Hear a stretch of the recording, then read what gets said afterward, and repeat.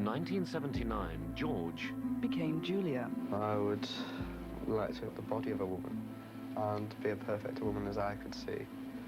When Julia allowed cameras to film her sex change operation, the whole nation talked about it. How are you feeling now? But was the operation successful? 15 years on, is Julia the perfect woman she wanted to be? At the end of the day, I couldn't really offer him what a real woman could offer him. One life, two sexes. Was it the right choice? A Change of Sex starts Thursday, 9:30 on BBC Two. My principle is to break the connection with England and to assert the independence of my country.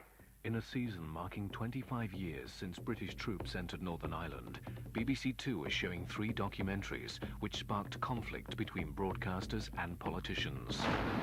The notorious Death on the Rock. With one step, he could have actually touched the person he was shooting. It sent shockwaves rippling through the government. Hang Up Your Brightest Colours, banned 1973. The executions which Michael Collins carried out against the English later were never without a terrible reason. Kenneth Griffiths celebrates the IRA's first hero. Real Lives at the Edge of the Union, withdrawn from broadcast 1985. You either be killed by them or kill them. Now, I know the option I want. I want to see them dead. IRA sympathiser and hardline loyalist, 2 men whose beliefs put their lives in permanent danger. 25 bloody years, starting with Real Lives at the Edge of the Union, Saturday at 7:15 on BBC Two.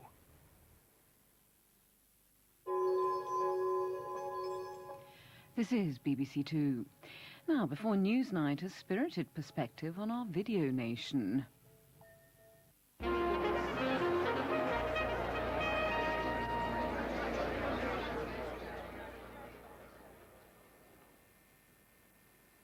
I'm Scottish, and I'm proud of it.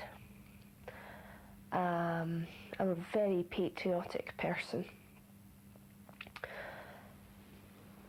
I think it sometimes gets me into trouble, the way I am.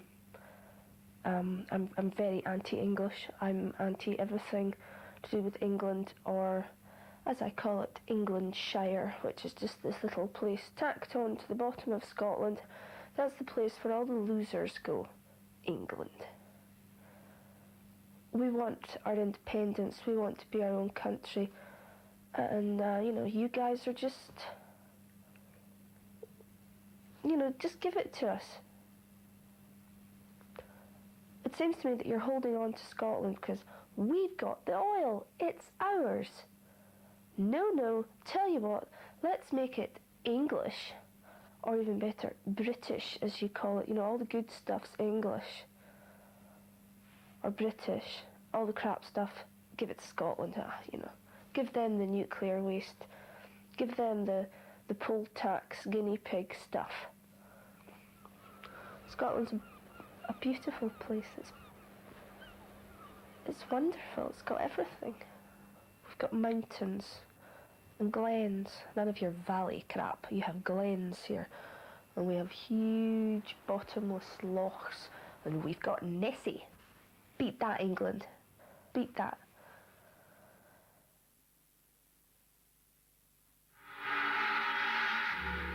News analysis and debate now on BBC Two with Sue Cameron and Newsnight. 2 cabinet ministers at loggerheads over industrial policy. But is the Heseltine-Portillo row just a family tiff over spending or a more fundamental split on strategy?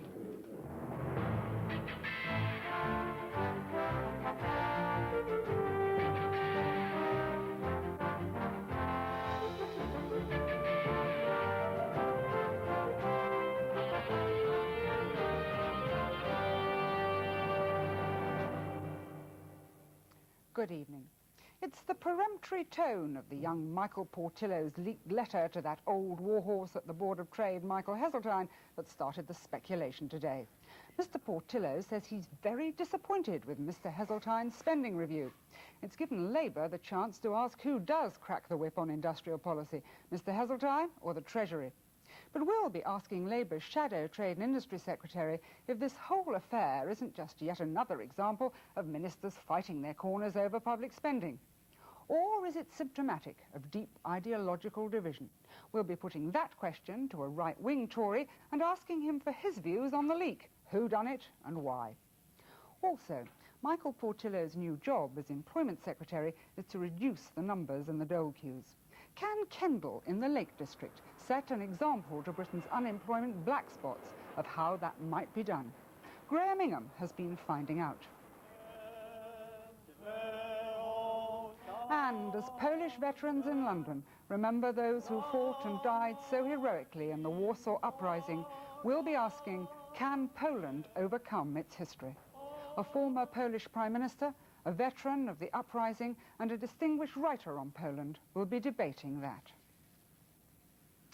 The Treasury is launching an inquiry into who leaked that letter from Michael Portillo, torchbearer of the right, to Michael Heseltine, President of the Board of Trade and a self-confessed interventionist.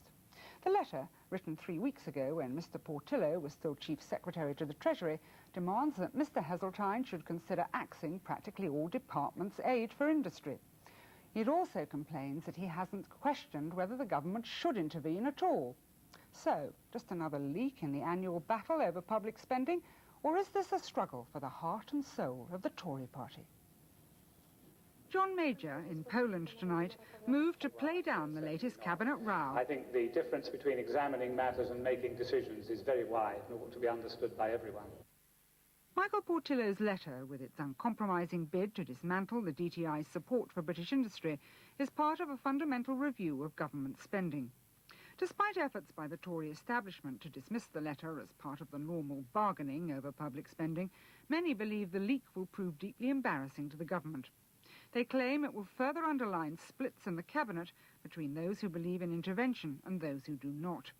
Today, Mr. Portillo, a potential leadership candidate, was being applauded by the Tory right, for whom he's the standard-bearer of the Thatcherite ideology. Well, I certainly don't think it actually shows Mr. Portillo in an unfavourable light. He's doing the job he was asked to do, and it will be for the benefit of the party and for the people of this country if he succeeds, because they will pay lower taxes.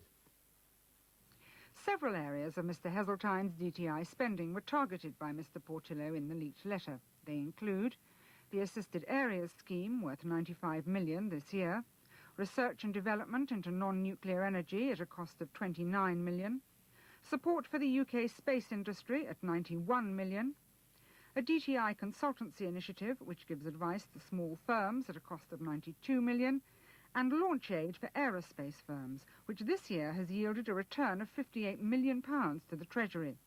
But the letter says, launch aid is at odds with our policy against state subsidy to picking winners, and is a remnant of the intervention of the 1960s and 1970s.